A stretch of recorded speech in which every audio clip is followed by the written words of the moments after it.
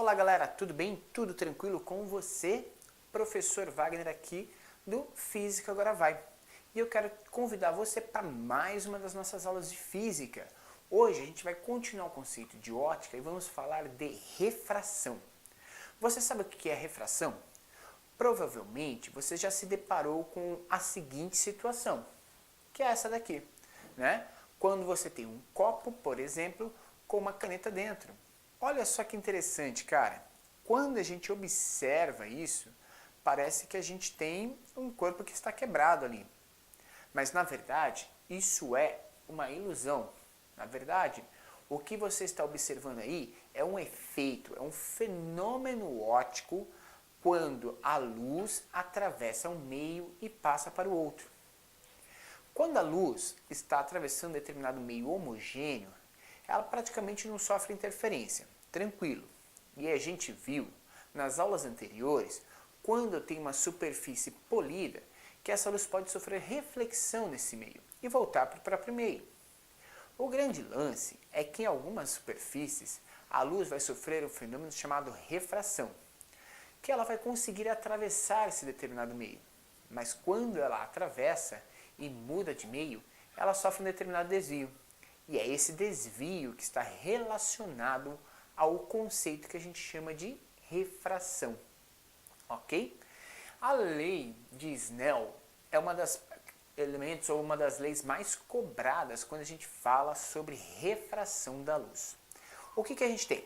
A luz, a gente sabe que ela viaja no vácuo a uma velocidade de 3 vezes 10 a oitava metros por segundo. 3 vezes 10 a oitava metros por segundo equivale a 3.000 quilômetros por segundo. É muito rápido. Só que a luz é uma onda eletromagnética. E como onda eletromagnética, ela não precisa de um meio para se propagar. Ela se propaga no vácuo. A presença de um meio material acaba interferindo na transmissão ou na propagação dessa luz.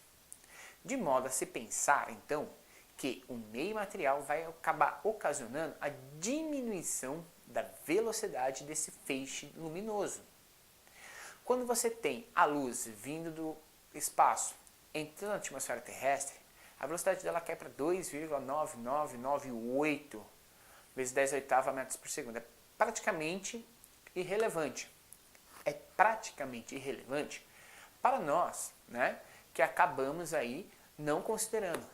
Mas quando a gente vai observar ou fazer observações astronômicas, ou quando a gente vai pensar em posicionamento de satélites ou de naves no espaço, a gente tem que pensar exatamente nessa relação, essa paralaxe, esse desvio que a luz sofre quando a gente está em um meio e está observando essa luz em outro. Então a refração ela é extremamente importante para a gente poder analisar a relação e da onde que está vindo ou para onde vai esse elemento luminoso, esse feixe luminoso. Gente, basicamente, se eu tiver uma luz incidente chegando em determinado meio e atravessando, passando para o outro meio, essa luz ela vai poder sofrer um desvio e ficar mais perpendicular ou sofrer um desvio e ficar mais horizontal. Beleza. Nessa primeira aula, eu quero só que você entenda o seguinte. Para a gente poder representar isso, eu vou ter que analisar o seguinte. Eu vou descrever para você um meio de separação na superfície. Eu vou descrever para você um feixe luminoso incidente que sai da fonte luminosa e um feixe de luz que é refratado, ou seja, que atravessa o meio.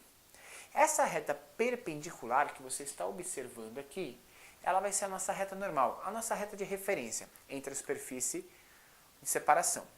Essa reta, ela sempre vai formar um ângulo de 90 graus com a superfície, ou seja, é uma reta que é perpendicular ao plano de superfície de separação.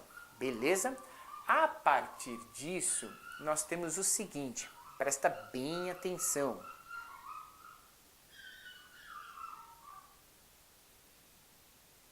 Presta bem atenção. A partir disso, a gente tem o seguinte.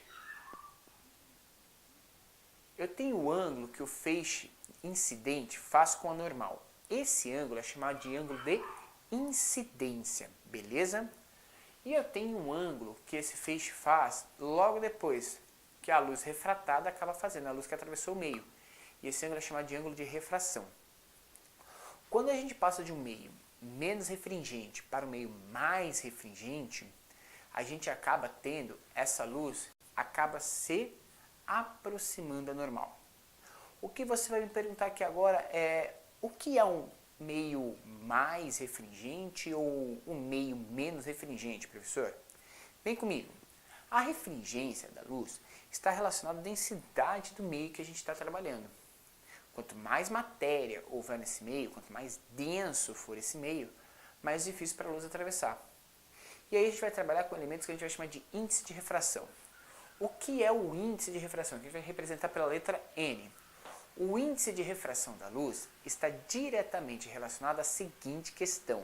Se você guardar isso, você nunca mais vai ter problema em analisar esse tipo de sistema. O índice de refração da luz é quantas vezes a velocidade da luz no vácuo é maior do que a velocidade da luz em um determinado meio.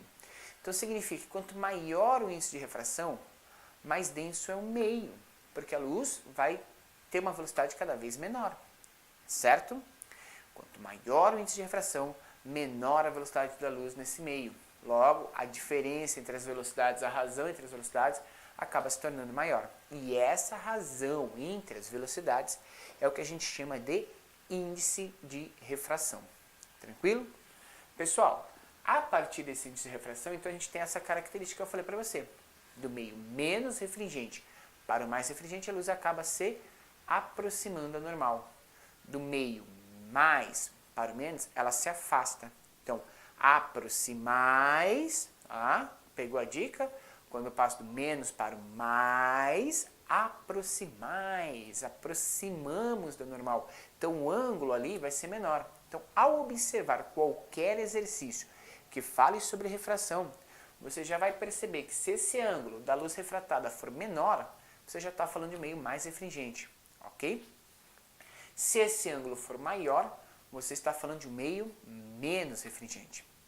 A lei de Snell-Descartes traz para a gente uma equação que é importante para a gente calcular. Eles perceberam que ao se fazer o produto do índice de refração do meio pelo seno do ângulo formado pela luz, a gente vai ter sempre um valor constante. Se o índice de refração e o seno formam sempre um valor constante, eu posso comparar os dois meios a partir disso. Então eu faço N1, que é o índice de refração da onde a luz vem, vezes o seno do ângulo formado em relação à normal, é igual ao índice 2 para onde ela foi, vezes o seno do ângulo de refração em relação também à normal. Se a gente observar isso, a gente consegue relacionar esses elementos. E tem um ponto importante, um ponto que eu acho que é chave para você entender. Como o índice de refração é C sobre V, ok? A gente pode também relacionar essa relação de seno e cosseno com as velocidades da luz. E se a gente observar essa ideia com a velocidade da luz, a gente vai ter a seguinte relação. Olha só, esse C e esse C acabam cortando. Vai ficar o quê? Que o seno do ângulo de incidência sobre a velocidade 1 é igual ao seno do ângulo de refração sobre a velocidade 2. Aqui traz duas características interessantes para a gente.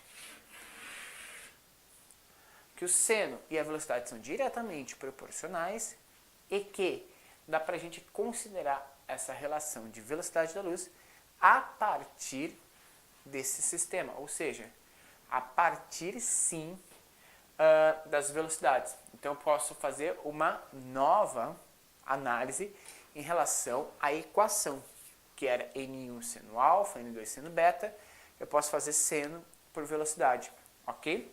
Que normalmente vai aparecer nos livros didáticos assim, né? V2 vezes seno de alfa, ou seja, a gente tem o produto inverso, é igual a V1 vezes o seno de beta. A gente pode relacionar a partir disso, tranquilo? Então tem várias possibilidades aí para a gente relacionar. Eu poderia, inclusive, tirar a relação de seno e colocar os índices de refração. Porque a partir da equação aqui dada, a gente pode verificar que N1 sobre N2 é igual a N1 sobre N2 é igual a seno de beta sobre seno de alfa. Se eu fizer seno de beta sobre seno de alfa aqui, fica V2 sobre V1 é seno de beta sobre seno de alfa. Mas seno de beta sobre seno de alfa é o quê? N1 sobre N2, certo? Ou seja, eu posso fazer aqui N2V2 é igual a N1 V1. Então você percebe as variações que a gente consegue na equação a partir da análise dos índices de refração. Beleza? Essa é uma primeira aula para a gente entender como funciona a refração da luz. A gente vai ter outras aulas que vão trazer para a gente outros conceitos novos. Só dê uma pincelada inicial. Você curtiu esse vídeo?